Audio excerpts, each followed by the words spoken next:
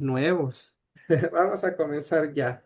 Sí, Eh, tal vez ahí Claudia o Ruth o María quieren presentarse o decir cuáles son tal vez sus expectativas. Jessica también se acaba de unir. Eh, no, sí, no les conocemos. Yo puedo empezar. Sí, Hola, mi nombre es María Torres. Yo soy de San Vicente, pero estoy aquí en los Estados Unidos y estoy en la clase porque quiero aprender más.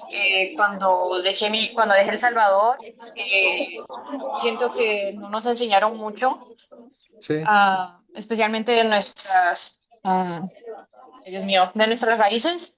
Y esta vez fui en agosto.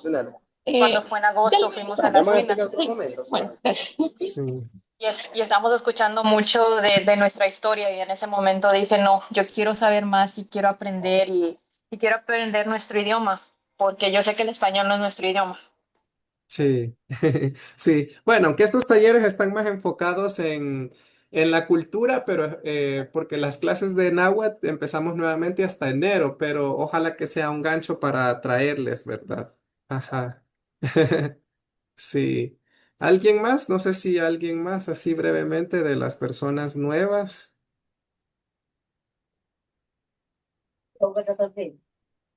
No, soy.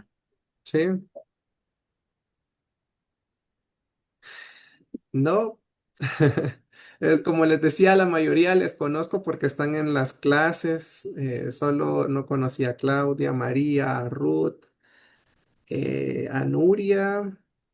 Hola, buenas noches. Y ahí creo que a todos. ¿Qué tal? Hola, buenas noches. Soy Ruth, nueva Buenas en el noches, grupo. Ruth. Sí, Sí, sí. Bueno, me presento. bienvenida. Yo vivo acá en San Salvador. Me gusta mucho aprender de nuestro país. He estudiado un poco de lo de la cosmovisión maya acá en El Salvador, ¿verdad? Y pues me interesó mucho lo que ustedes, la perspectiva que ustedes están dándole a los náhuatl hablantes. Y pues tengo mis raíces ahí también, ¿verdad? Mi papi nació ahí en Santa Catarina, Mazahuat.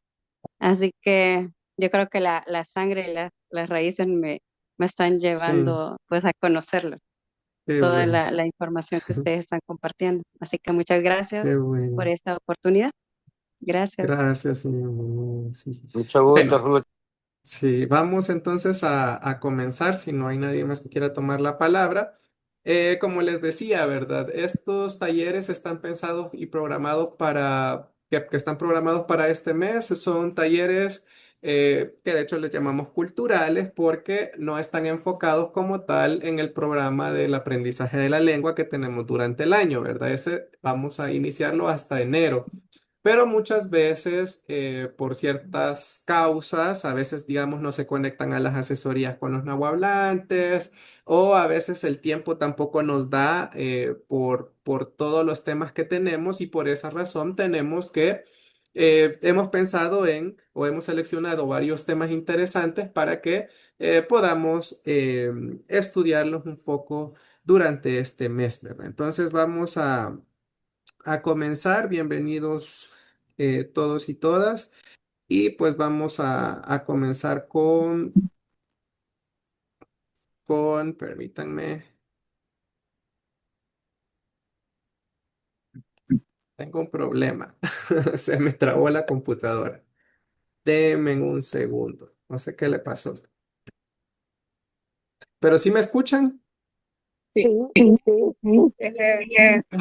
no sé qué le pasó. Sí, Zoom no me deja compartir pantalla. Ahí está. Ya sé, ya estuvo. Vamos de nuevo.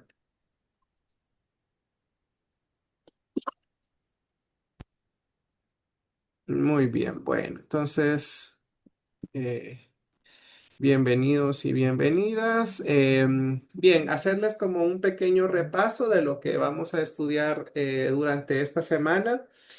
Hoy vamos a hablar un poquito sobre el náhuatl, su historia, el contexto. Vamos a descubrir también un poquito sobre las variantes dialectales, ¿sí? Y que esto más que todo, los estudiantes que ya están con nosotros lo estudiamos brevemente en la clase de introducción, pero vamos a profundizar un poquito más.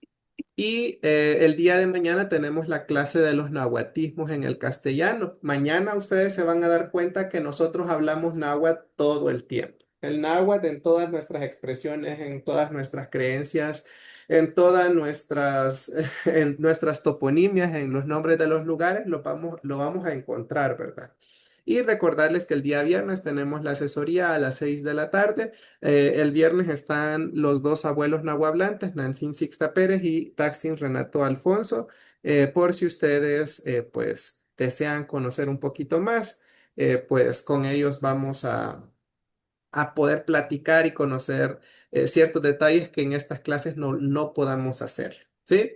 Bien, vamos a comenzar con esta pregunta y bueno, los que ya están estudiando con nosotros ya saben la respuesta, pero sí me gustaría escuchar la opinión de los nuevos primero, ¿verdad? Como por ejemplo, vamos a ver, les decía, por ejemplo, Claudia Barahona, Ruth, Yo, María Torres, Nuria, vamos a ver quién más. Bueno, ellos. Comencemos con alguno de ellos. Si ustedes les preguntan si les hacen esta pregunta, ¿somos pipiles? ¿Qué responderían ustedes? Tesu. Pero comencemos con los nuevos, porque yo sé que ellos traen otras ideas. Sí. De los nuevos, de los que mencioné. ¿Quién dice que sí? ¿Por qué? Cuéntenos un poquito, o si no, si han escuchado algo, cuéntenos. Buenas noches, pues Buenas yo creo noches. que sí, pero no sabría decir por qué. Ujú. Sí, somos pipiles, está bien. Sí, es todo lo que nos han enseñado toda la vida en las escuelas, ¿verdad? Muy bien. ¿Quién más? ¿Quién más? De los nuevos, ¿quién dice también que sí o quién dice que no? Hola, yo creo que no, Que no. no. Muy bien. ¿Y alguna explicación o tampoco? Solo dice que no. Eh, Porque tengo entendido que Pipil es niño, ¿verdad? Ujú. Entonces, según lo que nos han contado en la cosmovisión maya, nosotros somos parte maya. Mm, Entonces, ujú. no somos pipiles. O sea, Bien, Pipil era porque a lo sí, mejor nos veían así sí, chiquitines y por eso dijeron Pipil, ¿verdad? Pero bien. de lo contrario, creería yo que no. Bueno, fíjese que aquí acaba también de hacer un comentario bien interesante porque hay muchas personas que confunden las culturas. El pueblo Nahua o el pueblo Pipil, sí, lo vamos a llamar así por el momento, y el pueblo Maya son pueblos diferentes, son culturas diferentes. Es como que ahora digamos los egipcios y los hindúes, ¿sí? O los chinos y los estadounidenses, ¿sí? Son culturas totalmente diferentes. En El Salvador ocurre un fenómeno bastante gracioso porque, por ejemplo, dicen, es una ceremonia maya pipil. O es, por ejemplo, incluso en los sitios arqueológicos, yo he visto publicaciones de museos, de sitios arqueológicos que dice, es un templo maya pipil. Sí, pero eso es tan absurdo como decir, es egipcio salvadoreño. No tiene patas ni cabeza, ¿verdad? Entonces, ¿por qué? Porque son diferentes culturas, son culturas hermanas, pueblos hermanos, pero no somos mayas, ¿sí? ¿Hubieron mayas en El Salvador? Claro que sí, pero esa es otra cultura. Entonces, bueno, vamos a escuchar, tenemos por acá algunos audios para que les podamos responder a los compañeros. Y Si entonces en mi comunidad somos vienen personas, pipiles, se los preguntamos a cuatro nahuablantes para que ellos nos puedan responder. Vamos a escuchar lo que dicen ellos. y entonces en mi comunidad vienen personas de otro lugar y nos dicen que somos pipil, pero nosotros no somos pipil. Nosotros ya somos señoras, somos ya grandes, ya no somos niños. Los pipil son niños. Entonces nosotros nos dicen Nancy en náhuatl y hombres Tajtzin, también el hombre le dice Tagat en náhuatl, el hombre.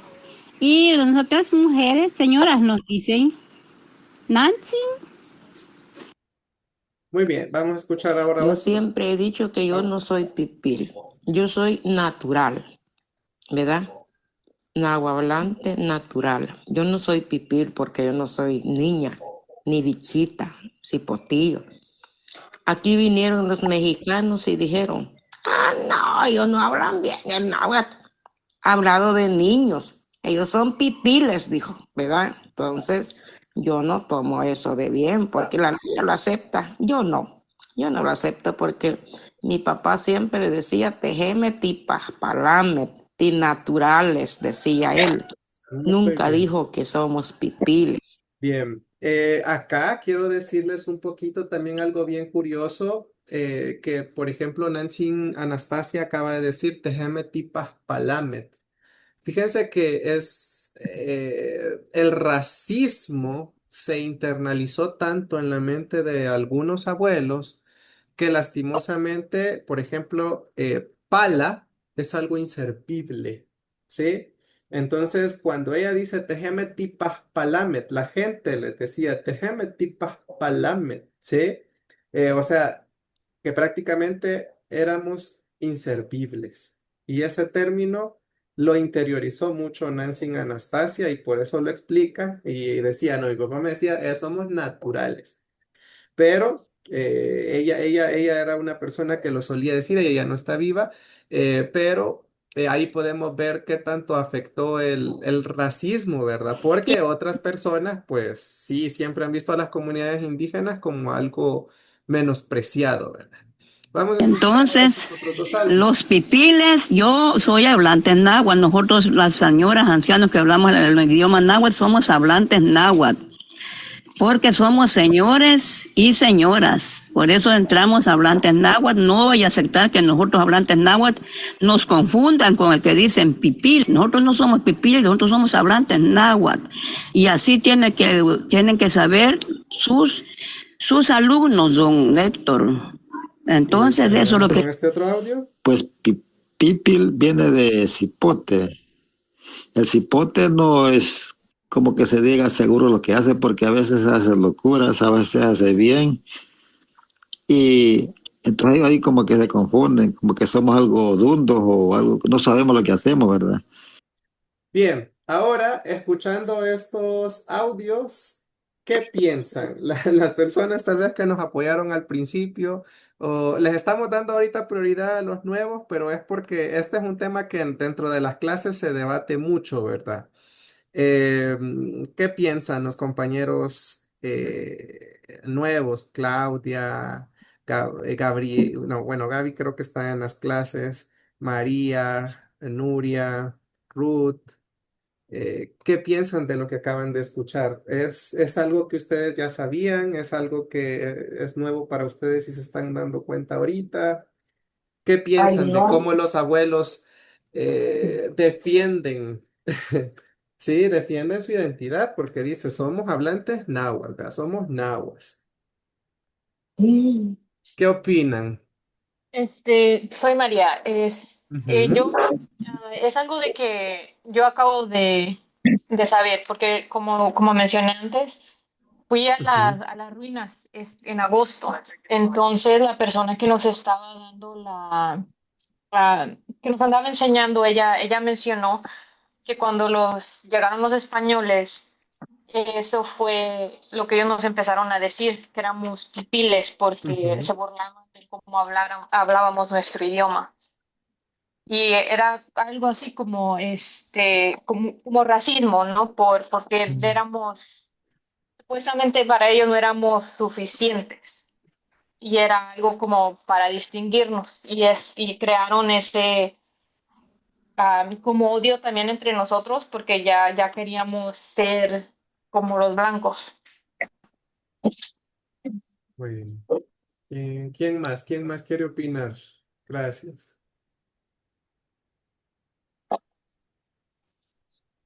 ¿Alguien más? Este es un tema que da mucho de qué hablar porque hay muchas personas que defienden el uso de este término y dicen, no, pero es que históricamente es así. La mayoría de sabios, la mayoría de expertos, la mayoría de lingüistas, antropólogos, sociólogos, ese es el término que utilizan, ¿verdad? ¿Por qué? Porque recordemos que estos especialistas no forman parte de la comunidad. Y también algo bien interesante es que la academia, los académicos, pues no tienen un contacto directo con los abuelos, ¿sí? Si ellos tuvieran la decencia o sí, la oportunidad también de poder acercarse a los pueblos y preguntarles, ¿verdad? ¿Cómo se identifican? ¿Cómo prefieren ser llamados los abuelos?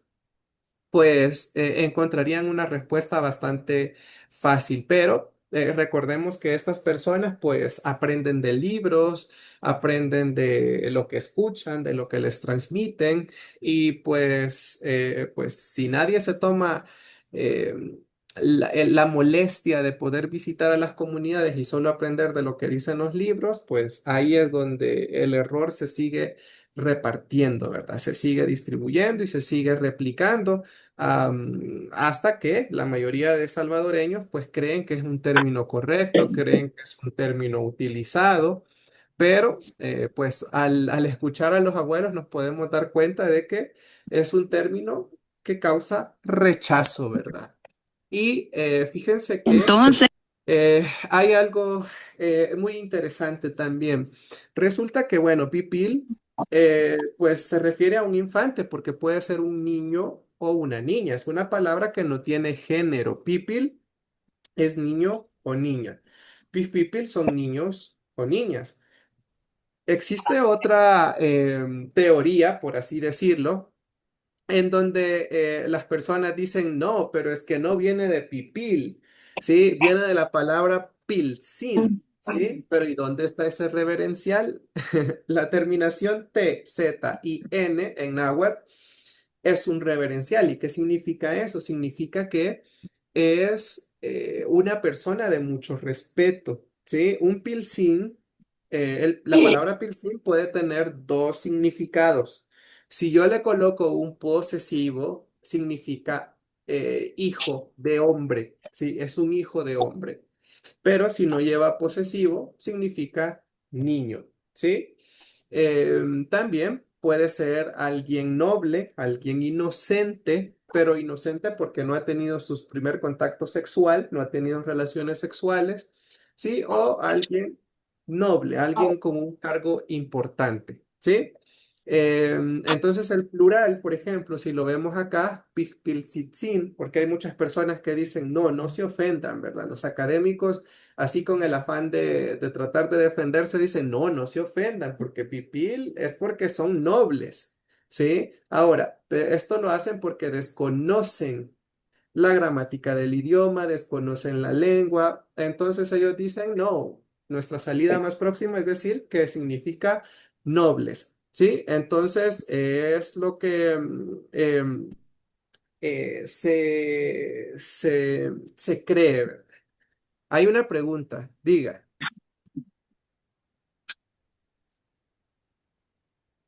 Ricardo tiene la mano Me levantada, perdí, diga. me perdí unos meses. Ah, Este, hay un historiador salvadoreño que, sí, sí. que comparte mi nombre, de hecho, es tocayo, es Ricardo Osegueda. Ujú, Él me acuerdo que en un podcast tocó este tema, de ujú, que es pipiles por niños, de pipil o de pilsin, pero él tocó la parte de la migración que se hizo del centro de México hacia acá, haciendo la ujú, relación de pilsin, de que vienen de lo sagrado, en todo caso, sería descendientes de Teotihuacán. Entonces, me llamó mucho la atención, la verdad, porque él, cuando le preguntaron, ¿y con cuál de las dos te quedas? ujú, Yo estoy seguro que sí, él ha de saber un montón. De hecho, tiene un libro que a mí me llama mucho la atención, que se llama Del Sacbé al Macallan. Este, pero él se queda con la parte de Pilsin. No, yo estoy seguro que no fue sí, a ninguno de los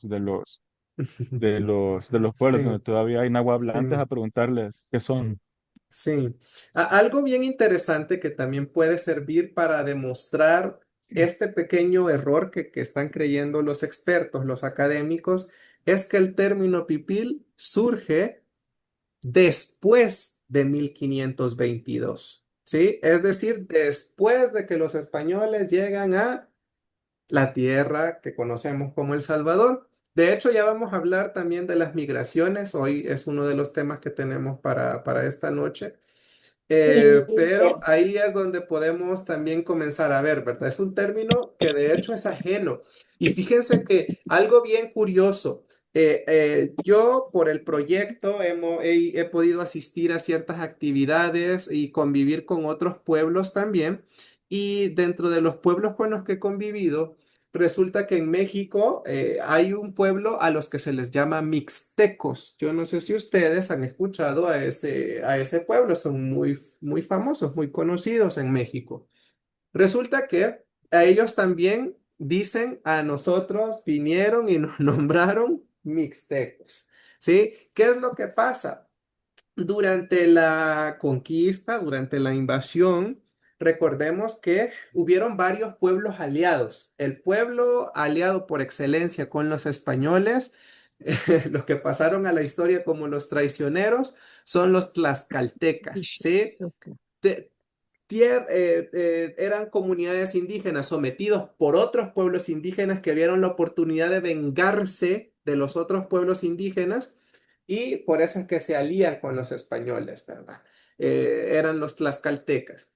Entonces, bien, estos tlaxcaltecas hablaban náhuatl con TL, ¿verdad? Entonces, ellos, como van sirviéndoles a los españoles, ayudándole en este proceso de conquista, porque conocían tierras, conocían la lengua, sí, conocían debilidades, conocían fortalezas de los pueblos a los que iban venciendo o iban dominando. Entonces, estos eran pues básicamente los que iban bautizando, ¿verdad? También a los pueblos a su paso, ¿verdad? Entonces, y hubieron muchísimos pueblos a los que se les cambió el nombre. Esto no solo ocurrió con los nahuas en El Salvador, sino que también con los mixtecos. ¿Vea? Mixteco viene porque era un lugar con mucha neblina, ¿sí? De hecho.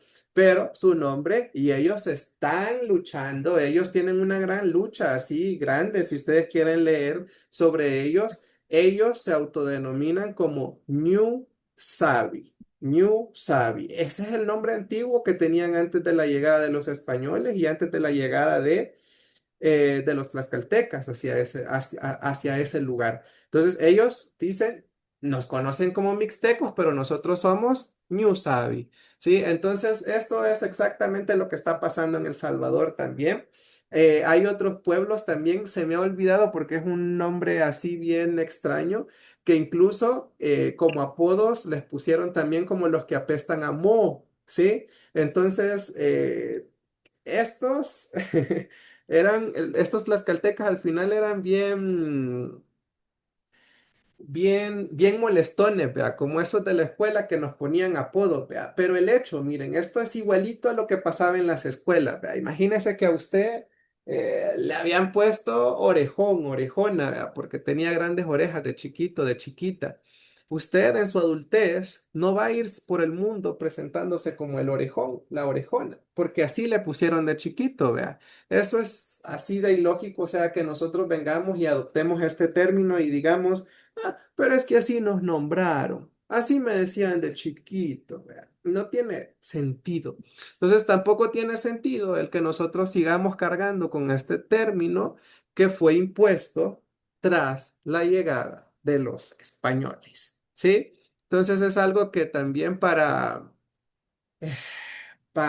comenzar a luchar por esa identidad que tanto queremos recuperar, pues hay que comenzar a ocupar también los términos correctos. Hay que comenzar también a educar a la gente.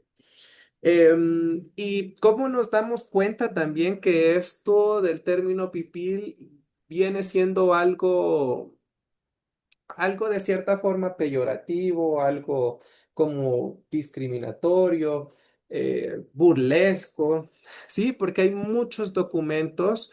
Uno de ellos es el Teo Amachtilisti, que es, este libro es bien interesante. Este libro también se los puedo compartir, lo vamos a subir al sitio web para que lo tengan si ustedes quieren leerlo.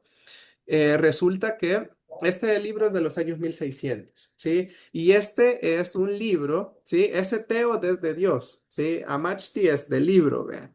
Entonces, este libro, pues prácticamente era como un catecismo, no sé si esa es la palabra correcta, de aquel entonces. Era un método para evangelizar a los pueblos indígenas de habla náhuatl, ¿sí?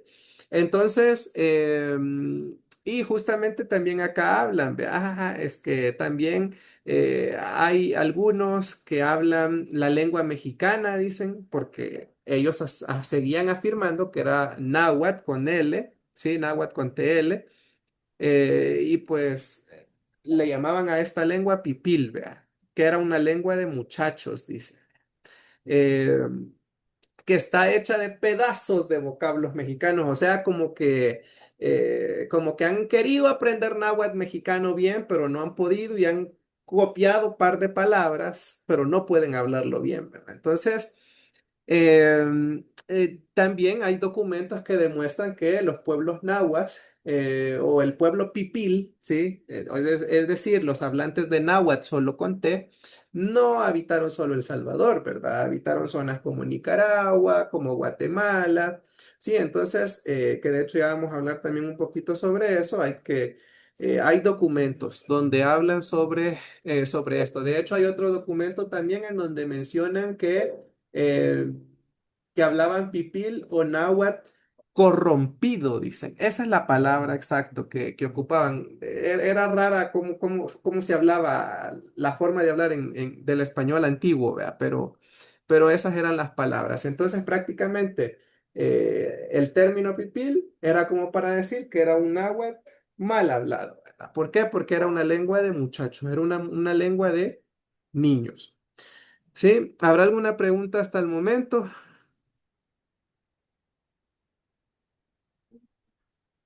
Siempre si tienen preguntas, no duden en preguntar, activen su micrófono, porque pues de las preguntas vamos aprendiendo. También aclararles que el náhuatl con TL y el náhuatl salvadoreño pues no es una misma lengua, ¿verdad? Son lenguas emparentadas, son lenguas distintas. Esto es algo así. Yo no sé si usted alguna vez ha escuchado a un italiano hablando o a un portugués hablando y usted dice, puchica, pero yo le entiendo, vea, hablamos casi igual, dice usted, ¿verdad? Porque oye que la persona está hablando y usted entiende bastante de lo que está diciendo.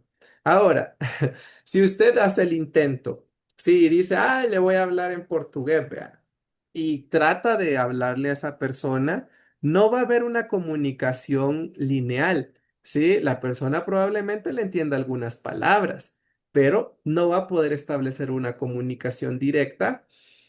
Entonces, prácticamente esto va a suceder con el náhuatl salvadoreño y el náhuatl mexicano.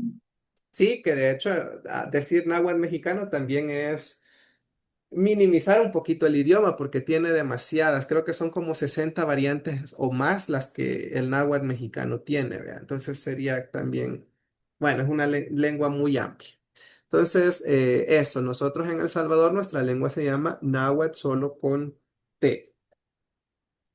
O también lo escribimos con W cuando estamos hablando en náhuatl, ¿verdad? Cuando estamos hablando, o cuando estamos escribiendo en náhuatl, lo escribimos con W. El náhuatl, quiero decirles que fue un idioma de un gran imperio. ¿Por qué? Porque los pueblos nahuas habitaron desde el sur de Estados Unidos hasta la actual Nicaragua. Entonces, todo este gran territorio, ¿sí? Gran territorio de Latinoamérica, podemos decir, y parte de Norteamérica, eh, sí, fue una lengua de mucha importancia. Todas las lenguas nahuas provienen de una raíz que se llama yutonagua, ¿sí? De ahí es donde comienzan a derivarse todas estas lenguas. Si ustedes se fijan al final aparece la palabra pipil, que está derivado de los nahuas orientales. ¿Sí? Ya van a entender esto. ¿Por qué? Porque es de donde vinieron las migraciones que se asentaron en El Salvador. ¿Sí? Vamos a ver este término pipil siempre porque, como les digo, es un término que a los académicos les gusta, pero es hora de ir cambiándolo, ¿verdad? Es hora de ir alzando la voz y exigir, sí, una identidad auténtica. Bien, vamos a pasarnos ahora al segundo tema de la noche. Esta noche tenemos tres temas. El primero era bastante cortito. No sé si habrá alguna pregunta sobre eso. Vamos a pasarnos al segundo y viene un tercero. ¿No hay preguntas antes de avanzar? De eso. Todo bien. Bueno, vamos entonces a hablar sobre el origen de los nahuas y su lengua. Vamos a comenzar hablando sobre las migraciones nahuas hacia Centroamérica. En resumen, podemos decir que hay tres o hubieron tres grandes oleadas migratorias nahuas desde México hasta la región pacífica centroamericana. ¿Sí? ¿Hasta dónde llegaron? Hasta la actual Nicaragua. Recordémonos de eso. Vamos a hacer énfasis en las rutas, las causas, las fechas y las evidencias también, ¿sí? Algunas cosas de eso también quiero aclararles que yo no soy antropólogo, no soy historiador. Lo que estamos aprendiendo ha sido consultado y tomado de varios documentos, también de varias cosas que se han escuchado. Entonces es como que vamos aprendiendo, ¿verdad? Entonces, probablemente, si usted me pregunta algo y no sé la respuesta, pues se la voy a averiguar, pero hemos tratado de que el material quedara bastante claro. También vamos a hablar sobre el origen de los pueblos nahuas y el señorío de Guscata. Entonces, vamos a comenzar. Vimos que habían tres migraciones, ¿verdad? Porque probablemente usted dirá, bueno, ¿y de dónde vinieron los pueblos nahuas? ¿Sí? Fíjense que también antes de hablar de por qué hay pueblos nahuas, porque eso es lo que nos compete a nosotros, porque enseñamos náhuatl, trabajamos con pueblos nahuas, somos parte del pueblo náhuatl, ¿sí? También, pues decirles que la mayoría del territorio salvadoreño, antes de esto que vamos a estudiar, pues fue un territorio maya, ¿sí? Pero, recordemos, hubo un hecho histórico mundial que causó incluso una mini edad de hielo, eh, sí, a nivel mundial. Estamos hablando que algo pasó en El Salvador, ¿sí?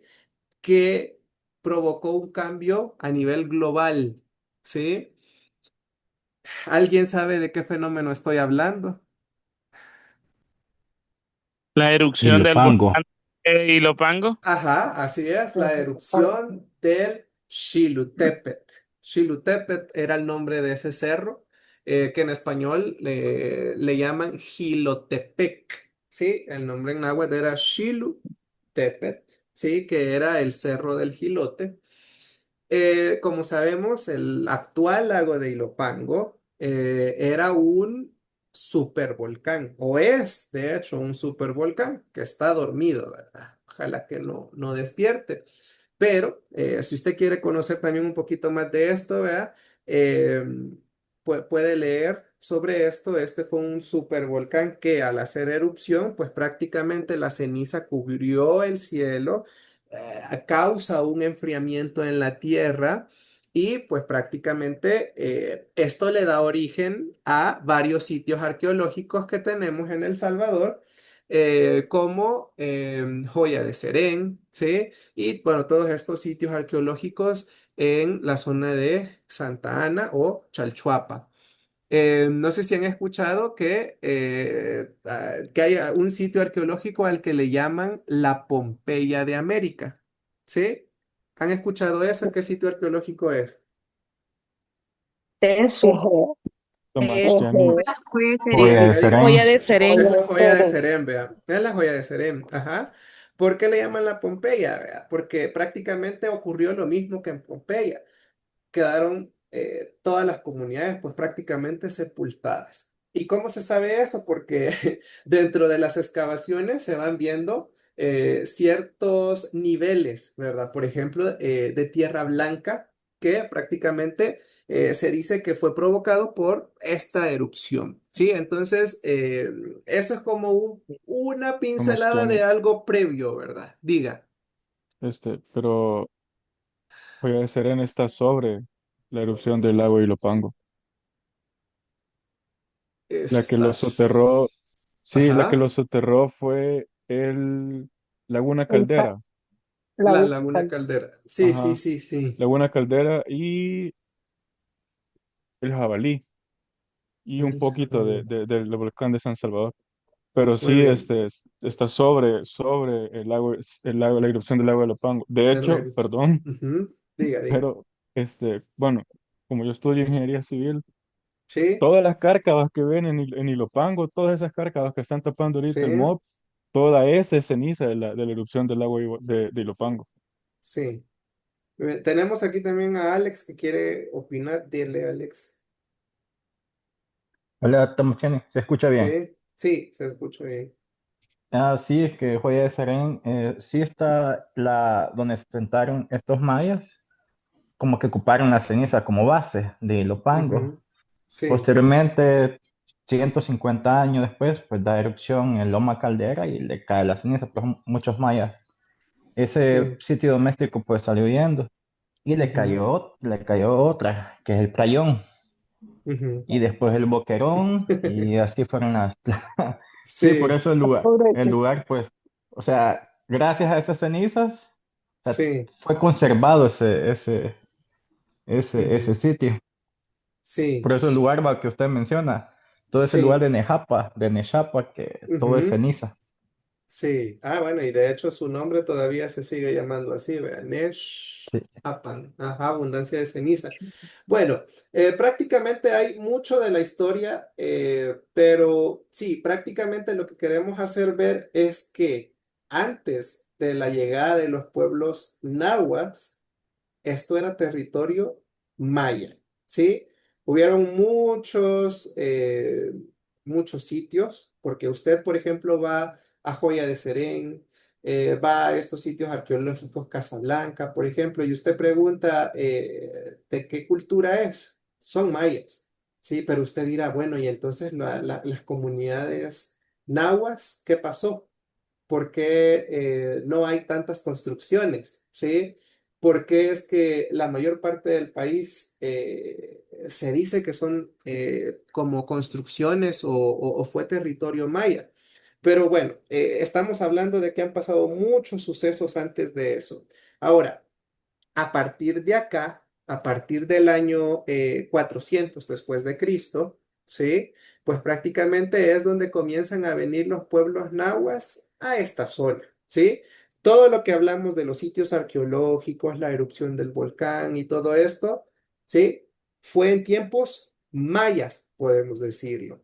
Pero a partir de acá, del 400 para acá, pues prácticamente comienzan a venir los pueblos nahuas, comienzan a hacer las primeras migraciones los pueblos nahuas. Sí, entonces tenemos aquí un dato estimado que es del 400 al año 600 ocurrió la primera migración. ¿Cuáles eran las causas? Pues estaban buscando una expansión demográfica y comercial, ¿verdad? También, porque estaban creciendo y pues necesitaban nuevas rutas comerciales, expandir las tierras, ¿sí? Entonces, esas son las posibles causas.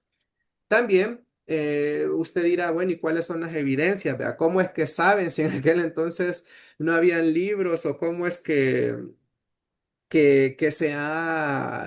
sacado esta información? Bueno, es por medio de alguna evidencia como cerámica, arquitectura, sí, prácticamente que tiene ya influencias de Teotihuacán o Tolteca temprana. Entonces es como lo que los historiadores, sí, antropólogos estudian, ¿sí? Y pues son las teorías que ellos sacan, ¿sí? Tenemos por acá que se asentaron principalmente en el Valle de Chalchuapa, la parte superior de la cuenca del río Acelhuate, el valle de Sonsonate, la porción central del país, la región de Metapán, del lago de Huija, la planicie costera de alrededor de Acajutla y la costa del Bálsamo. Trajeron también consigo la influencia de la cultura tolteca o de Cholula. ¿Esto cómo lo ven? Ya vimos que lo ven por medio de vestigios, ¿verdad?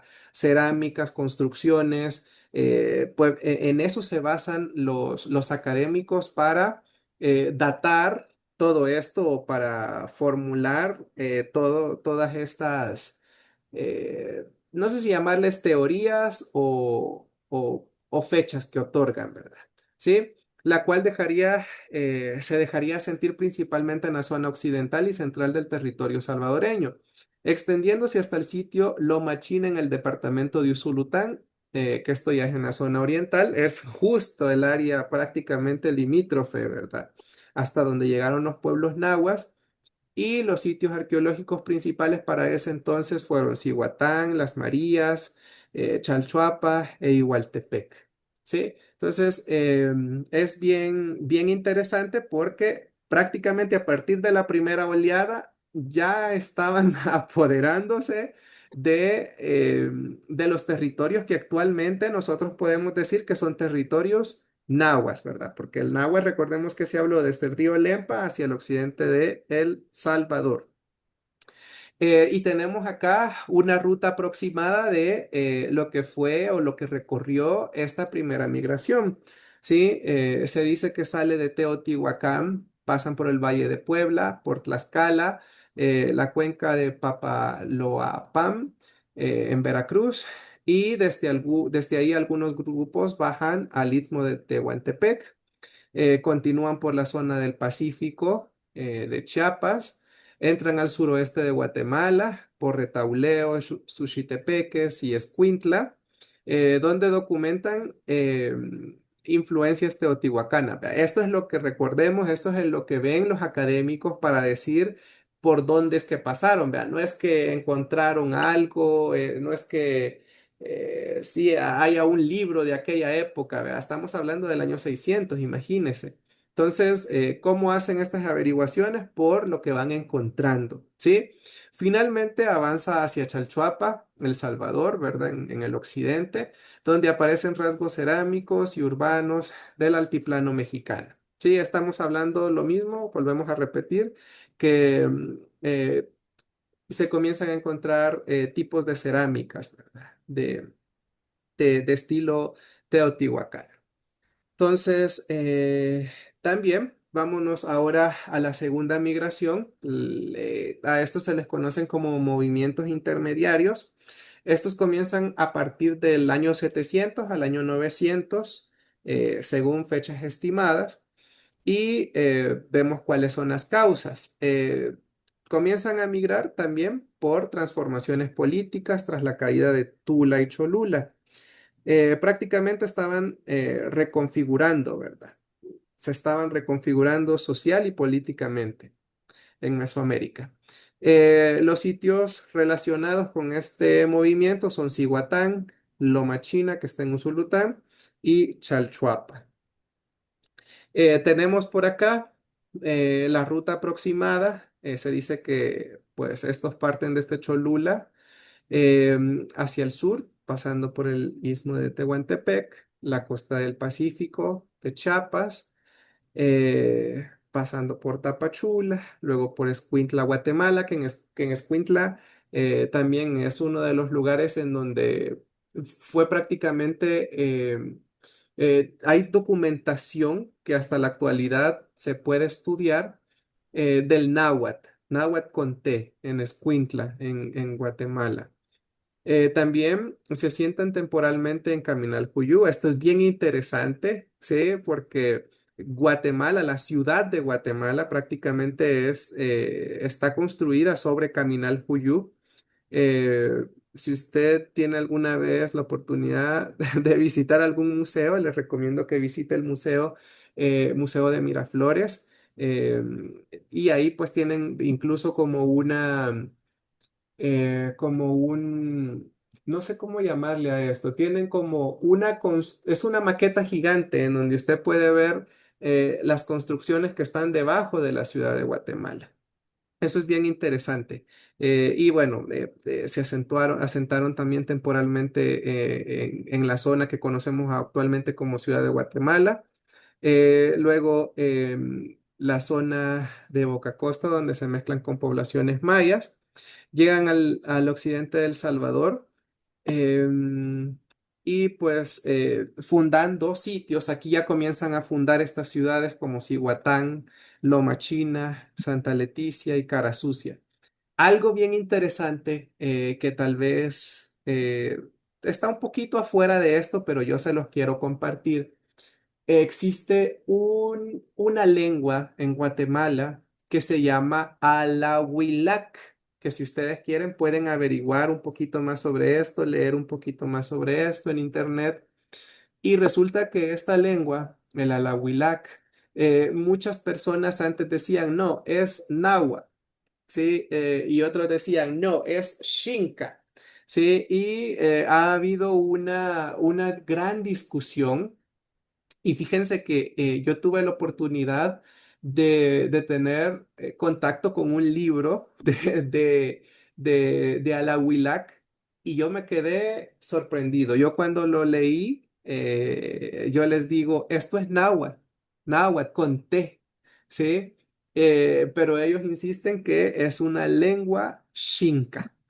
Pero cuando usted averigua dónde es que se habló el Alahuilac, es en las zonas fronterizas entre El Salvador y Guatemala.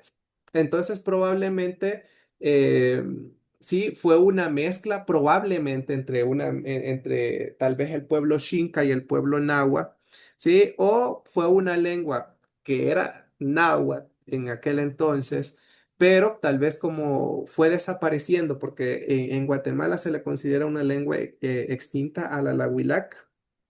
Entonces, probablemente, pues, está categorizada o catalogada mal, ¿sí? Porque hasta la actualidad las personas le dicen, no, era una lengua xinca, ¿sí? Pero si usted lee estos materiales, resulta que usted puede leer los números, C, Ume, Y, Nahui, la palabra hueso también pude verla. Hay varias palabras que prácticamente están como parte del náhuatl que nosotros ocupamos en El Salvador y no estamos hablando de que era con TL, era solo con T. Entonces, es una lengua que prácticamente, pues como ha desaparecido, no la están estudiando y son pocos los materiales que existen. Hay algunas cartas, solo hay como un pequeño librito donde se trató de recopilar vocabulario, ¿sí? Y algunos documentos donde describían, por ejemplo, los nombres de los lugares, eh, sí, y, todo esto bien interesante, ¿verdad? Pero los nahuas también anduvieron por Guatemala y bueno, incluso dejaron lenguas que, a mi parecer, están catalogadas como lenguas xincas, pero realmente era el mismo náhuatl, solo que le cambiaron el nombre. También tenemos la tercera y última migración. Esta se le conoce como la oleada decisiva. Em, Em, Ahora, esto.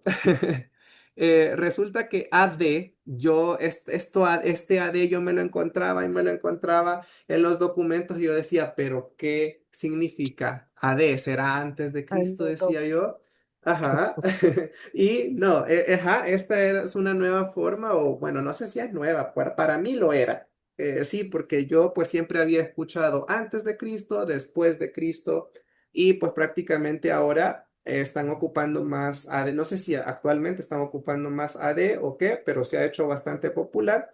Decidí dejarlo así, pero AD es prácticamente lo mismo que decir después de Cristo. Sí, es una palabra, si no estoy mal en latín, que le da lugar a esto. Entonces, pero después de Cristo, vea. Esta se le conoce como la oleada definitiva o oleada decisiva. Ocurre entre el año 900 y 1200 en el periodo llamado posclásico tardío, ¿sí? ¿Y cuáles son las causas? Aquí ya se ve que son como causas naturales por sequías, conflictos políticos, búsqueda de nuevas tierras. Acá tenemos, digamos que lo más importante, porque por eso se llama la oleada decisiva, ¿sí? Porque prácticamente este último movimiento consolida a los grupos nahuas, ¿sí? A lo que la gente conoce como pipiles en El Salvador. Y esto le da vida prácticamente al señorío de Gusgata, ¿sí? Nosotros como salvadoreños pues deberíamos de sentirnos orgullosos, ¿verdad? Porque es cierto, en México hubo mucha, mucha presencia o mucho, sí, mucha presencia y mucho, digamos, muchas cosas sobresalientes con los pueblos nahuas, ¿sí? Pero a nivel de Centroamérica, nosotros nos llevamos la medalla de oro, ¿sí? Porque prácticamente este era el señorío, este era el reino, ¿sí? De los pueblos nahuas, el territorio, ¿verdad? Entonces, no sé si alguna vez ustedes habían escuchado esto, pero prácticamente fue, esto, estamos hablando que era el lugar más importante, ¿sí? Por no decir el lugar más importante de Centroamérica para los pueblos náhuatl. Esto también, ¿cuál es la ruta aproximada, verdad? Prácticamente se dice que viene del altiplano de Tula, la región de Zempoala, en Veracruz, el istmo de Tehuantepec, siguen a la costa del Pacífico de Chiapas y Guatemala, pasando por Suchitepeques, Escuintla y Mazatenango. Y ahí vemos ya los nombres también en náhuatl, ¿verdad? Ya nos está diciendo algo, Suchitepeques, ¿sí? El Cerro de las Flores, Escuintla, vea, que el cerro de la tierra de los perros o donde abundan los perros, y Mazatenango, lugar rodeados de venados. De ahí avanzan hacia el oriente de Guatemala, entran por Aguachapán y Sonsonate, ya en El Salvador. Algunos grupos continúan hacia la región central, sí, que hoy conocemos como Cuscatlán, y bajan al oriente en Usulután, que prácticamente esa es la explicación, ¿verdad? Del por qué Usulután tiene nombre en náhuatl. Si usted dirá, pero esa ya era una zona lenca, sí, pero al parecer era como la área en donde se daba ese cambio, ¿verdad? Entonces, como de que de aquí para allá es Nahua, de aquí para allá es Lenca, por así decirlo, pero prácticamente siempre en las áreas fronterizas, ¿sí? Hay un intercambio de culturas, ¿verdad? Incluso las personas que viven, por ejemplo, actualmente tal vez en las fronteras con Guatemala, en alguna otra frontera, ¿sí? Tienen estos intercambios, ¿verdad? Que debieron ser muy interesantes. Y también alcanzaron hasta Nicaragua, solo que en Nicaragua fueron llamados nicaraos. ¿Sí? ¿Cuáles son las evidencias de esta migración? Pues la lengua que nosotros seguimos hablando hasta la actualidad, el náhuatl, ¿sí? Eh, prácticamente. Y sitios arqueológicos con rasgos toltecas como Cihuatán, San Andrés, Chalchuapa y Quelapa, ¿sí? Y también crónicas, ¿verdad? Esto ya se comienza a, digamos, a documentar y ya hay menciones de líderes y pueblos como los nonualcos, los izalcos, los cucatlecos, ¿sí? Como descendientes de estas oleadas. Bien, Tenemos por acá también, ya para ilustrar un poquito también, la zona sombreada prácticamente es como las migraciones que ocurrieron. Sí, como vemos, venían de la zona de Veracruz, parte de Oaxaca, sur de Puebla. Y esto es bien interesante, ¿verdad? Recordemos otro de los nombres con los estudiantes del nivel uno estuvimos hablando la semana pasada, que uno de los nombres que se les dio a los pueblos nahuas eran los Anáhuac, ¿sí? At de agua y náhuac de cerca, ¿sí? Sí, entonces prácticamente Anáhuac, los que estaban cerca del agua, ¿sí? ¿Por qué? Porque venían de la costa de México y buscaron la costa del Pacífico, ¿sí? Eso es bien, bien interesante. Ese es otro nombre que se les dio a los pueblos nahuas también. Y tenemos por acá un mapa de Centroamérica en donde podemos ver los pueblos también que habitaron en Centroamérica, ¿verdad? Guatemala, El Salvador, Honduras y Nicaragua. Recordemos el nombre de Nicaragua, ¿verdad? Nigan y la palabra náhuatl, que ya hablamos un poquito sobre ellos, ¿verdad? Aquí los anahuacos, ¿verdad? Sí, porque prácticamente llegan hasta el centro de Nicaragua, ¿sí? Y era como una delineación, una demarcación de territorio, diciendo, bueno, hasta ahí llegaron los pueblos nahuas o los anahuacos. Bien, acá les dejo algunas fuentes bibliográficas por si ustedes quieren leer un poquito más, pueden averiguar un poco más, ¿verdad? Como les dije, yo como tal no soy historiador, antropólogo, todo esto ha sido armado de pequeñas cosas o de consultas en diferentes medios. Eh, pero por si usted tiene la intención de seguir estudiando, aprendiendo sobre esto, pues puede aprenderlo de forma autodidacta. ¿Tendrán alguna pregunta? Sí, Tamastiani, yo quiero, siempre queda Bien. grabado en YouTube, vea. Sí, lo estamos grabando, se va a subir a YouTube. Perfecto, sí, sí, sí, sí. Ayush. Bueno, bueno, si no hay preguntas, nos vamos a pasar entonces al último tema de la noche. Como les había dicho, son tres temas. Y vamos a hablar específicamente de los pueblos nahuas en El Salvador. No, entonces son cuatro, perdón. Yo pensé que ahorita ya venía lo de las variantes. Bien, bueno, esto es bien breve porque prácticamente no sé si ustedes se preguntarán, ¿verdad? Bueno, ¿y de dónde es que sacan el símbolo? No sé si lo han estado viendo. Esto se le conoce como un ideograma. ¿Por qué es un ideograma? Porque, bueno, grama viene de dibujo, ¿sí? Y ideo de una idea. Los pueblos nahuas dibujaban sus ideas, ¿sí? Entonces, por ejemplo, aquí tenemos Guzgat, que es un collar, ¿sí? Y Tan, que son los dientes. Guzgat, Tan, tierra de collares, Guzgatan, ¿verdad? Tierra de collares.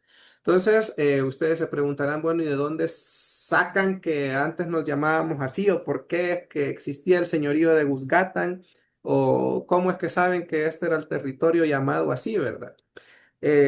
Este ideograma nos lo encontramos en el manuscrito de Gasglow. Es un manuscrito de 1524 en donde tenemos por acá a los nahuas del Salvador de aquel entonces, de rodillas. ¿Por qué? Porque prácticamente habían llegado los españoles junto con los tlaxcaltecas y otros aliados. Entonces, vemos acá eh, la representación de la conquista, ¿sí? O sí, del sometimiento de este pueblo, ¿verdad? De hecho, si ustedes quieren ver un poquito más, también pueden consultar materiales también como el lienzo de Tlaxcala, el lienzo de Tlaxcala, bueno, el manuscrito de Gasglow también, que tiene otras imágenes o representaciones de cómo llegaron los españoles y sus aliados a los diferentes pueblos. Entonces, porque mucha gente dice, no, pero no fue sangriento, no, pero hubo respeto, no, que a los españoles les molesta mucho y dicen, no, es que ustedes, los indígenas, se han inventado la leyenda negra. Así nos dicen. Entonces, porque, ¿qué es la leyenda negra? Según ellos, es como un invento, ¿verdad? De que Oh, los españoles fueron salvajes, fueron, sí, fueron violentos al venir acá, pero vean el lienzo de Tlaxcala, vean el manuscrito de Gasglow, ahí están. Hay cabezas rodando en el suelo, hay personas, sí, desmembradas, eh, se ve toda la barbarie que está ahí y son, pues son códices hechos en aquella época, ¿sí? Entonces no podemos negar lo que pasó y de hecho está escrito en papel diamante, ¿sí? Siempre si hay preguntas, hoy han estado bien calladitos. eso Pregunten, a mí está me muy gusta que pregunten. interesante, Sebastián. Sí, súper interesante. Buenas noches, Gracias, sí. Sebastián. Yo tengo dos Diga, preguntas. diga. Como en esa época del Semanáhuac no habían frontera, ¿verdad? Creería yo que las Américas eran una sola. Mi pregunta va relacionada en qué momento El Salvador toma ese nombre y quién se lo pone. Esa es una.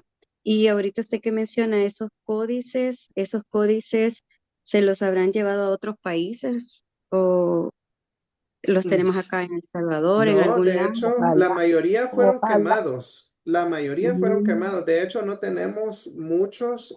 Sí, los códices que sobreviven están en varios museos, que de hecho, eso lo vamos a estudiar.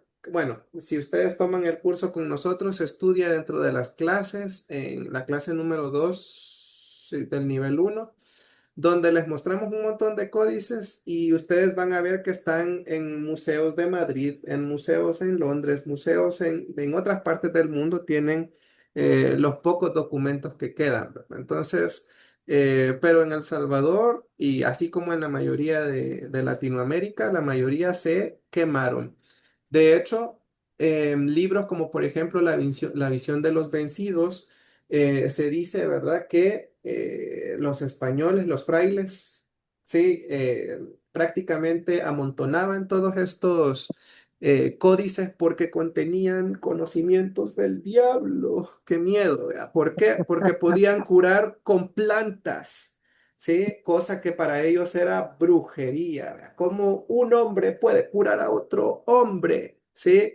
Tiene el poder de Dios, eso es brujería, ¿verdad? Entonces ellos no podían comprender la inteligencia que tenían nuestros pueblos, ¿sí? El adelanto que tenían nuestros pueblos y deciden quemarlos. Los amontonan, dicen, les ponen fuego y pasan días, sí, semanas ardiendo, ¿sí? Porque se querían deshacer de todo ese conocimiento que para ellos era tan avanzado que no lo podían comprender.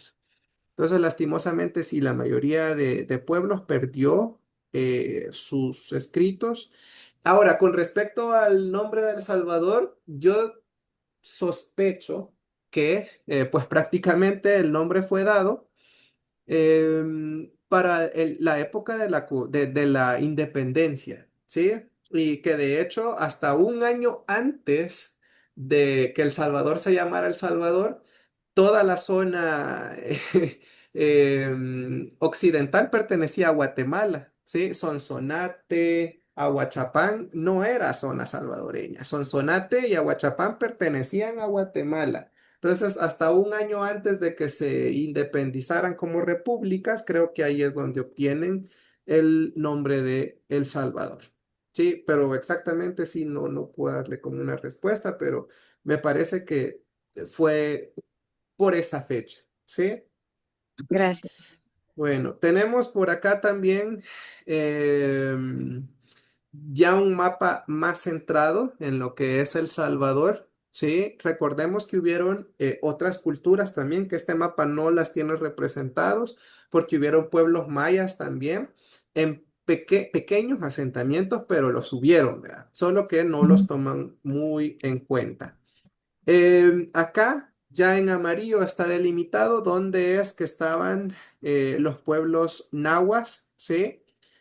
Podemos ver que incluía Usulután, San Vicente, La Paz, Cuscatlán, San Salvador, La Libertad, Sonsonate, Santa Ana y Aguachapán. Bueno, parte de Santa Ana, ¿sí? Entonces, podemos ver ahora con el mapa actual, con el mapa con la división política actual, dónde es que habitaron los pueblos nahuas en El Salvador. También, Marciani, diga. eh, en Chalatenango tiene un nombre náhuatl. Sí, tiene un nombre en náhuatl. Probablemente algunas zonas, como usted puede ver, tienen acá en amarillo. Sí, eh, sí, probablemente sí, tenían por ahí. Eh, es, sí, es bien interesante. No me había puesto a ver que, bueno, a excepción de estos, vea, tienen un nombre en español, Santa Ana y Guatehuagan. Estos sí no sé cómo se llamarán en náhuatl, hay que averiguar. Y San Salvador era Guzgátán, vea. Bien, actualmente, ¿a dónde es que se habla náhuatl? Tenemos Santo Domingo de Guzmán. Prácticamente ha quedado en esta zona la lengua, ¿sí? Santo Domingo de Guzmán, que tiene la mayor cantidad de hablantes, esto le va a entristecer. Nosotros desde hace 7 años hacemos un censo de los abuelitos que quedan, ¿sí? Imagínense que si Santo Domingo es el municipio con más nahuatl del Salvador y solo nos quedan 43 hablantes, ¿se imaginan cómo estarán Nahuizalco, Cuiznahuat y Tacuba? En Nahuizalco es el segundo municipio con más nahuablantes. Cuiznahuat entiendo que hay como dos nahuablantes y Tacuba, si no estoy mal, tiene un hablante. Entonces, pues estamos siempre en contra del reloj, ¿verdad? Por eso es que estamos aprendiendo lo más que podamos para hacer esa generación de relevo para los abuelitos, ¿verdad? Que ya están bastante mayores. Bien, vamos a comenzar con la última parte de la clase, que son las variantes dialectales. Em, em, eh, Esto es bien interesante, ¿vea? Porque una variante dialectal es una variante regional de una lengua o de un idioma. Sí, todos los idiomas tienen variantes dialectales. No es específico del español, no es específico del inglés. Por ejemplo, en español, ¿verdad? Usted va a otro país o no es necesario que vaya, pero escucha a alguien, por ejemplo, de Chile, ¿sí? La variante dialectal o el dialecto de español de Chile es bastante difícil de comprender, vea. Los argentinos también tienen una variante dialectal o un dialecto del español, los mexicanos, los de Guatemala, sí, cada país, los venezolanos, los salvadoreños, tenemos nuestro propio dialecto. Pero resulta que también no solo tenemos variantes dialectales por país. Incluso en El Salvador, nosotros tenemos variantes dialectales. Este ejemplo yo siempre lo pongo, es bastante básico, pero por ejemplo, paila, ¿sí?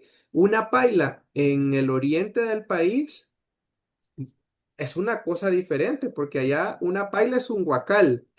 Pero para los que somos del centro o de occidente, pues es un plato, es el platito que se pone debajo de la taza. Entonces, y estamos en el mismo país y tenemos, por ejemplo, más palabras. No sé si alguna vez se han puesto a hablar o han escuchado con alguna otra persona palabras que dicen diferente. Por ejemplo, el pan de caja. Yo entiendo que allá en Oriente le llaman diferente, ¿verdad? ¿No? ¿Cómo le llaman ustedes a los panes de sándwich? Yo le digo pan de caja, pero hay lugares donde no les dicen pan de caja. Ah, No, ¿le han escuchado otro nombre? no hay nadie por ahí. No, alguien de Oriente, ¿cómo le dicen por allá? Sí, o los de muy Occidente también le llaman diferente. Al guacal, vea. Ah, no, al pan de caja. Ah, Sí, pero o algún otro ejemplo. Bueno, hay varios ejemplos que podemos discutir, vea, como también Hogaza de pan les dicen algunos lugares. hogaza De de pan de pan, pan. sí. También yo Es he oído también pan de molde, sí. mm. también ¿Qué?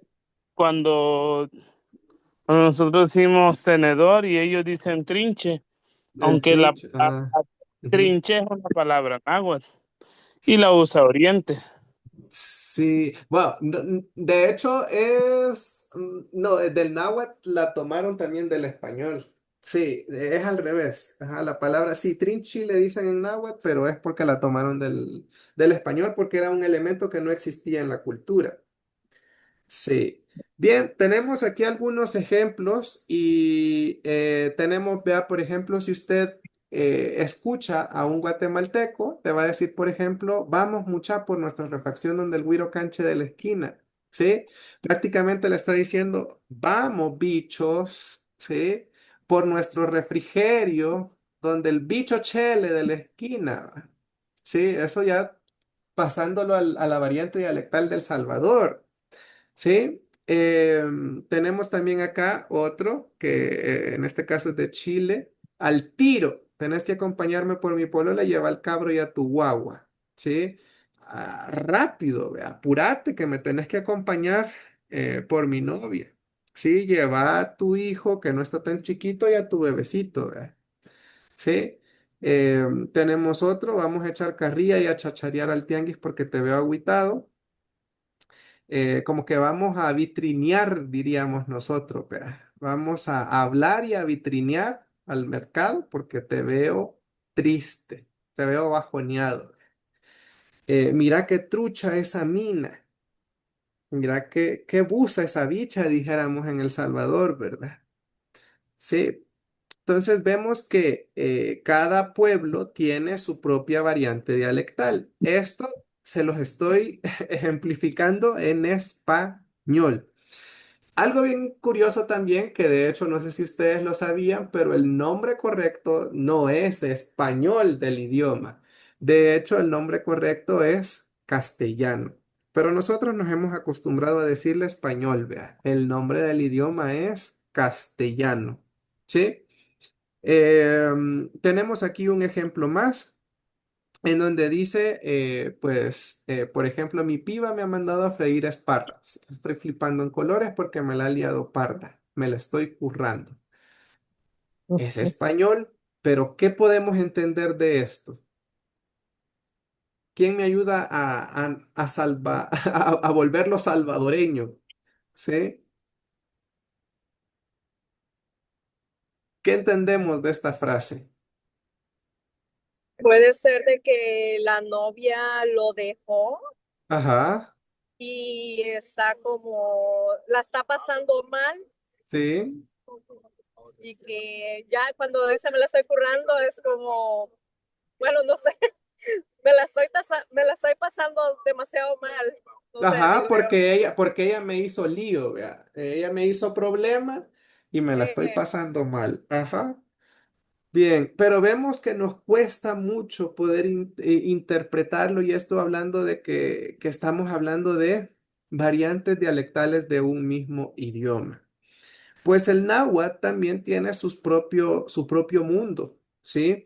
En un libro llamado Umetalticpac de Eugenio Valencia, aparece este cuadro en donde hacen la división de variantes dialectales. Y miren, acá podemos ver que, por ejemplo, en Ataco y Tacuba se hablaba de una manera similar, Santo Domingo se hablaba de otra manera. Incluso en un mismo pueblo pueden haber dos variantes, ¿sí? Acá tenemos la variante B de Cuisnahuat, ¿sí? Tenemos también la variante de los Izalcos. ¿Qué significa eso? Que era, habla de Nizalco, Nahuizalco y Santa Catarina Mazahuat. Aquí está la otra variante de Cuisnahuat. Y también tenemos otra variante que es la variante de la cordillera del Bálsamo, donde está Teotepeque, Jicalapa y Chiltiupán. Es decir, que el náhuatl también tenía sus propias formas de hablarse por territorio, ¿sí?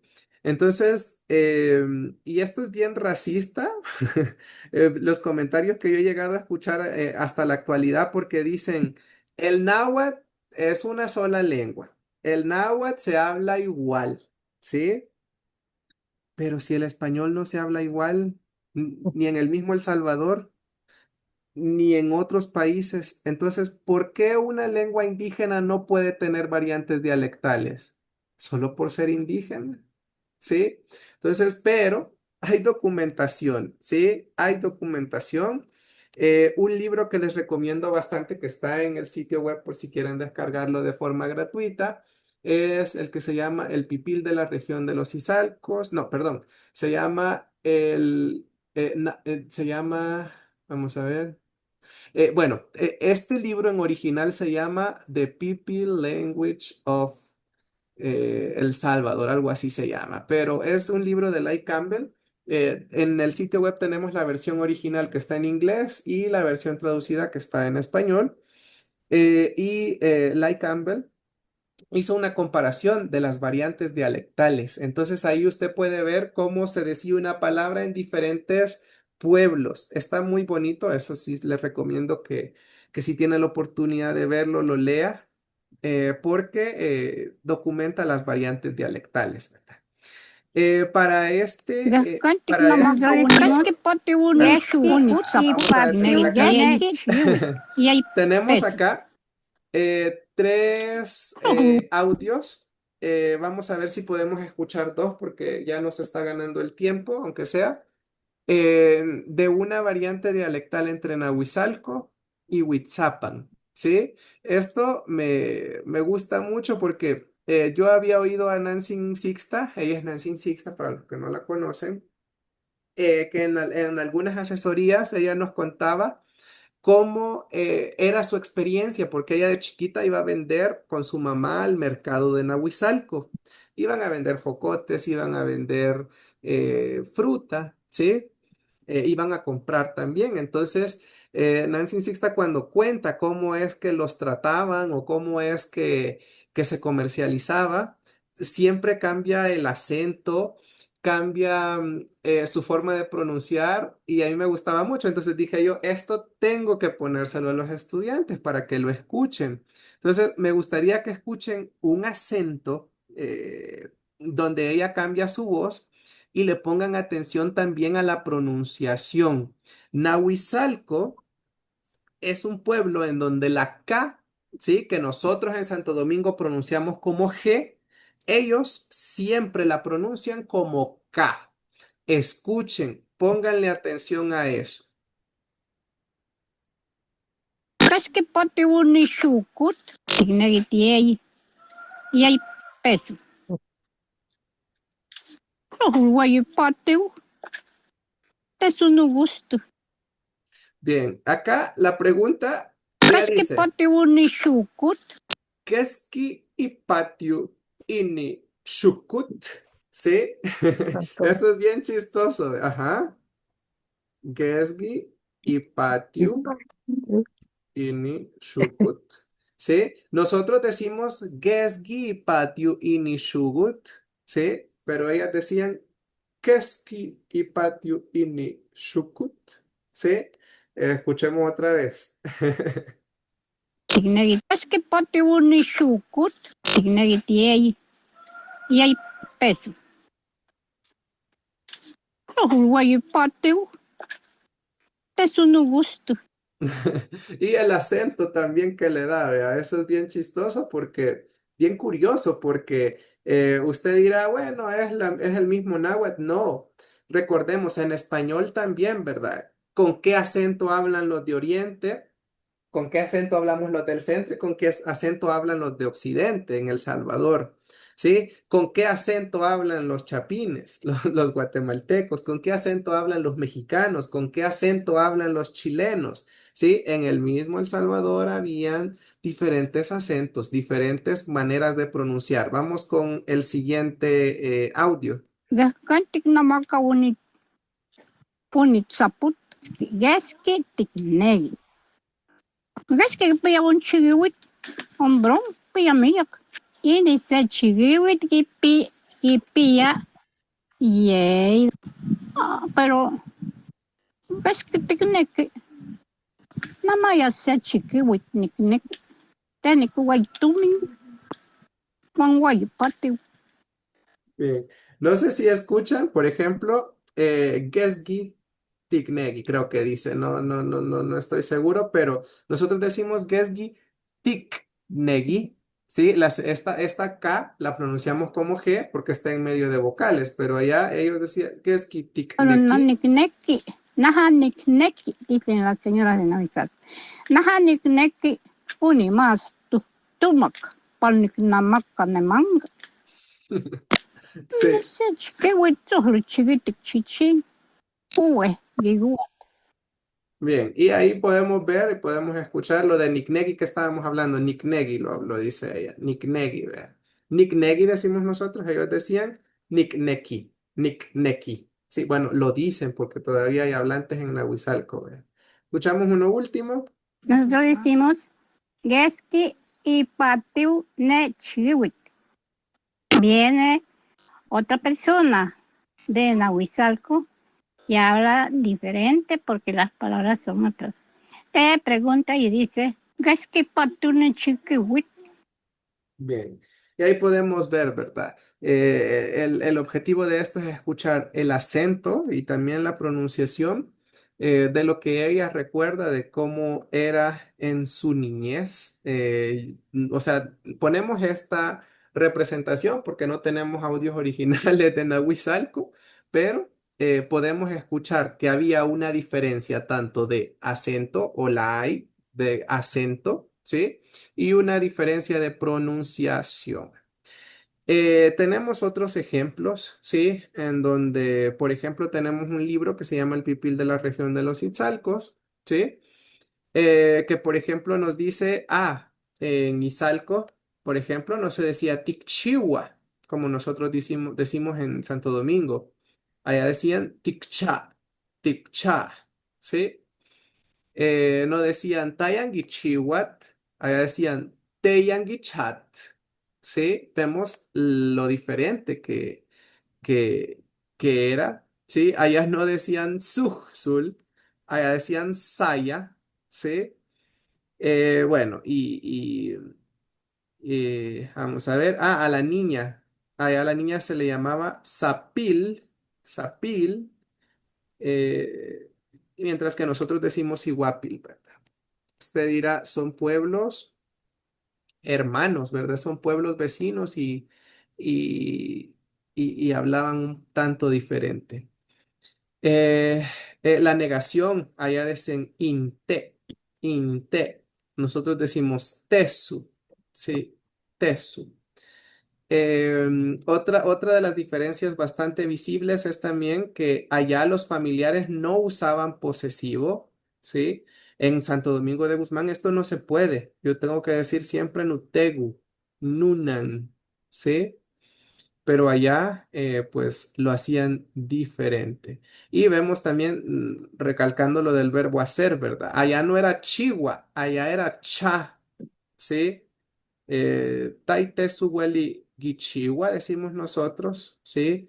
Allá decían Ken Inte Weli Gicha, ¿sí? Eso es bien, bien curioso, es bien diferente a como nosotros lo decimos. Estoy así como pasando un poco rápido porque ya nos está agarrando la tarde. Encontramos también en el Mujmusta de Werner Hernández documentadas algunas palabras, como por ejemplo Siguapilcín, que no se especifica de qué zona es, pero si usted dice Siguapilcín en Santo Domingo de Guzmán con acento en la última I, está hablando de una lesbiana joven, ¿sí? Mientras que si usted, por ejemplo, si le pone posesivo y le pone el acento acá, está hablando de la hija de un hombre, ¿sí? Pero en algún lugar, en alguna variante dialectal, el doctor Werner Hernández documenta que significa niña, ¿sí? Lo mismo con la palabra reír. en algún otro pueblo que tampoco especifica él de dónde es, reír se dice Wetska, mientras que para nosotros es Pagi, Pagi, ¿sí? Entonces, hay muchas diferencias. Esta es la diferencia más, más comprometedora, más graciosa también. Resulta que tenemos acá comparación de tres pueblos diferentes. Por ejemplo, en Izalco, Próspero Arauz lo documenta en el Pipil de la región de los Izalcos, que Wilut significa pájaro, ¿sí? En Santo Domingo de Guzmán, Wilut es la forma vulgar de llamar al pene, ¿sí? Entonces usted dice, entonces, ¿cómo digo pájaro? Se dice tutut, ¿sí? Entonces usted dice, ah, bueno, entre Izalco y Santo Domingo tengo que entender que Wilud es en Izalco y tutut es en Santo Domingo de Guzmán, pero va Cuisnahuat, ¿sí? Va Cuisnahuat y resulta que tutut es pene en Cuisnahuat.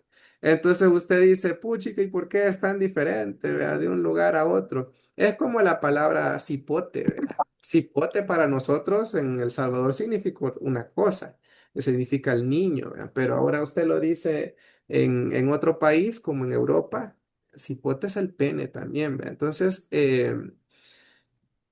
es igual, ¿verdad? Hay muchas palabras que nosotros podemos entenderlas de diferente manera. En Guatemala también, por ejemplo, le dicen patojo al niño, vea, a los niños. Nosotros les decimos bicho, vea, bichos o cipotes. Entonces, pero para nosotros un patojo es una persona que cojea. Entonces, es similar. Hay que respetar y hay que poder entender cómo es que se hablan en diferentes pueblos. Ahora, regresando a esto, tenemos la palabra Wilut, que aquí en Cuisnahuat, Wilut sí significa pájaro, ¿sí? Entonces podemos decir que en Cuisnahuat, Wilut era pájaro, ¿sí? En Santo Domingo no es pájaro. En Santo Domingo es tutut, pero resulta que tutut en Cuisnahuat, pues sí, significa otra cosa. Entonces, el objetivo de esto también es decirles, existen variantes dialectales y hay que respetarlas. Ningún pueblo habla mal.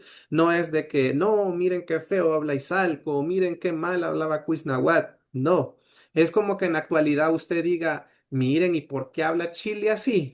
¿Por qué Argentina habla así? ¿Sí? Es su variante dialectal y la tenemos que respetar, ¿verdad? Porque toda la vida han hablado así y ninguno habla de forma incorrecta o correcta. Y tenemos, ya para terminar, el mejor ejemplo de todos, el saludo.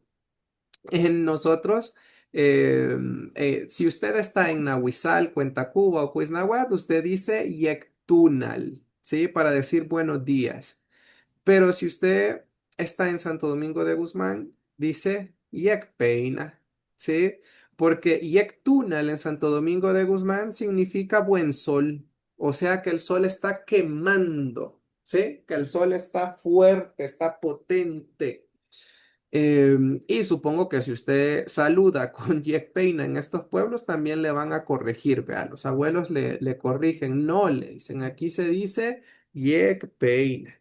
Sí, entonces hay que respetar en cada lugar su forma de hablar porque son variantes dialectales. Ahora usted, en conclusión, ya sabe que en El Salvador decimos que hablamos náhuatl, pero hablamos náhuatl con diferentes variantes dialectales, ¿sí?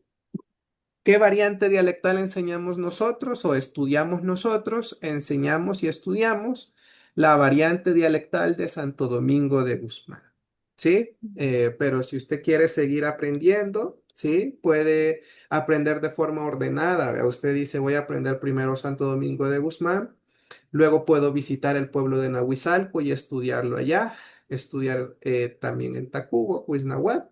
Sí, entonces, pero llévelo de forma ordenada. Sí, no es que, mire, vi esta palabra en este libro, la voy a decir, ¿verdad? Hay que verificar si significa lo mismo, hay que verificar si los abuelos la aceptan, eh, porque hay que respetar las variantes dialectales. Bien. Bueno, eso ha sido todo por hoy. No sé si tienen alguna pregunta. Esas son parte de la riqueza del nagua salvadoreño. Sí, sí, así es. Sí, tiene mucho de ahí, lo desconocíamos. Mucha riqueza. Bueno, entonces, Tamaitiana, diga. Tamaitiana, una pregunta y perdone. Yo recuerdo que cuando estaban construyendo Santa Elena, dijeron que ahí había un señorillo. No sé si alguien de los que está ahí sabe algo, pero que lo volvieron a tapar porque mejor no ya ni decir por qué, ¿verdad? No es ¿A, conveniente. a- a dónde? En Santa Elena, Ah, aquí en Antiguo Jucatlán, Ah, en es que Rosa de hecho, Margarita. sí, es que de ujú. hecho en Antiguo Cuscatlán se dice, se tiene la creencia que ahí es donde surge todo lo que conocemos ahora como Cuscatlán. Por eso es que tiene el nombre de Antiguo Cuscatlán. Se dice que prácticamente, recordemos que Cuscatlán es tierra de collares, vea. Esa fue Pues, la primera piedrita, esa fue la primera ciudad del collar. Y prácticamente ahí es donde se comienza a crecer para los lados, ¿sí? Y por eso es que fue creciendo y fue creciendo y conocemos ahora como Gusgata, ¿verdad? Al territorio. ujú. Sí, tiene una Yo gran historia pregunto, antigua. ¿Sí? Tamaitiani, buenas noches. Sí. Yo, Buenas yo noches, Rosa preguntaba, Margarita. preguntaba a dónde porque yo vivo bien cerquita, como a 10 minutos de Casablanca y de Tazumal. Ajá. Ah, Y lo mismo las colonias que rodean al Tazumal y las colonias que rodean a Casablanca, se especula de que allí encontraron vestigios, pero como ya las grandes empresas europeas entraron a hacer esos residenciales, pues era como más la globalización, va, Ujú, que conservar esa parte de la cultura. sí. Ujú. exacto, Entonces son como cuestiones similares a las que están explicando de antiguo Cuscatlán. Sí. exacto. Y lo otro también confirmar que en Tacuba, porque estoy como a 25 minutos de Tacuba también, aquí desde otro municipio de Huachapán que se llama Tiquisaya, el único nahuablante, don Chelino, falleció el año pasado. Ah, Mm, Él era la referencia sí, allí sí. en Tacuba, ajá. Y también Ah, sí. como a 5 minutos de aquí de donde vivo, hay también otro municipio de Aguachapán que se llama San Lorenzo. Está Sí. súper, súper cerquita, caminando llego yo y allí hacemos frontera con Guatemala. Ujú, Y aún menciono esto porque aún se da esa situación que usted mencionaba de los idiomas en las fronteras, sí. porque cuando nosotros vamos a San Lorenzo, que el río se llama Río Frío, hay habitantes de Guatemala que pasan para El Salvador y algunas veces nosotros hemos pasado con mis hermanas. Y Ujú, hay una fusión cultural, hay una transculturalización sí, exagerada en sí. esos lugares, seguro. todavía muy, muy rico, muy rico. Sí. Ujú. Sí. Sí. No sabía que Taksin Chelino había muerto. Sí, Murió Tamashtiani el sí. año pasado, ¿lo conoció usted? No, yo nunca lo conocí, pero lo oía Ajá. mucho y que era así, Sí, prácticamente el último hablante de Tacuba, vea. Sí, sí, Qué qué y, lástima. tristeza. Sí. ajá, y sus hijos, yo no sé si pueden hablar el idioma náhuatl, pero Ujú, tengo entendido de que solamente él de la familia ya lo hablaba. ujú, Ajá, sí, pero sí sí. murió. Bueno, qué triste, vea. Bueno, qué Sí, Ujú. pena. bueno, en El Salvador, con respecto a lo de los sitios, sí, es bien lastimoso que en El Salvador no se tengan como regulaciones o leyes que protejan a los sitios arqueológicos. En clase hemos discutido mucho esto, vea, por ejemplo, el sitio Exacto. arqueológico de la isla de Igualtepec, que tiene la historia, por ejemplo, el mito de la creación tallado en piedra. Y la gente se puede robar las piedras si quiere, ¿sí? Entiendo yo que ahorita, sí, la comunidad ya se comenzó a organizar, pero antes, o sea, imagínese todo lo que se robaron o todo lo que se perdió, todo lo que se dañó y todo lo que vandalizaron también. Lo mismo, por ejemplo, si usted va a, hay una piedra, se me ha olvidado el nombre, por ejemplo, en el Imposible. y otros sitios arqueológicos. No nos vayamos tan lejos. Me acordé ahorita de que, por ejemplo, Tacuzcalco, sobre Tacuzcalco, donde se libró la batalla con Pedro de Alvarado, y pues ahí es donde queda Cojo también, si no estoy mal. Resulta que un sitio histórico para El Salvador ahora es una residencial, ¿sí? Todo eso quedó bajo las casas, bajo la residencial nueva que se construyó ahí. Y pues sí, se le está dando más importancia a la globalización que a la historia. Y tenemos una última pregunta. Con Ruth terminamos porque ya nos pasamos y vamos a terminar a las 7:30. Diga, Ruth. Hola, hola. Sí, quería preguntarle, entonces, Panchimalco es una variante también, lo que En habla ahí. Panchimalco ya no hay nahuablantes. Es que hay que Ujú, diferenciar qué es un nahuablante y un neonahuablante.